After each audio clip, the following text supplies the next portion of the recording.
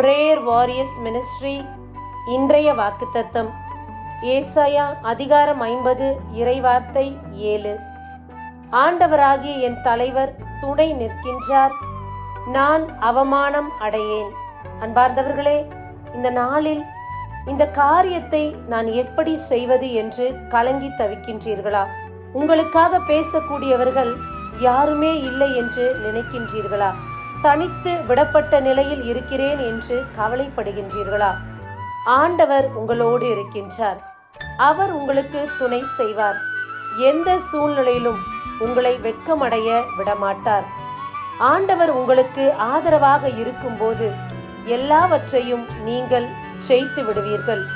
உங்கள் தலை வெட்கத்தால் மூடாதபடி அவர் காத்து கொள்வார். உங்கள் தலை நிமிர செய்வார். இறைவனை பற்றி கொள்ளுங்கள். ஆமேன். God bless you. என்ன தேடுவத நீங்க நிறுத்தல, உங்க அன்புக்கு ஒரு எல்லை இல்ல. புதிய துவக்கம் எனக்கு தந்தீங்க,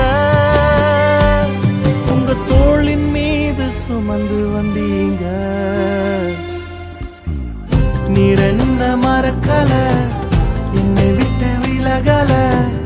ஏக்கமுள்ள கண்ணால எங்கிதான் நீங்க.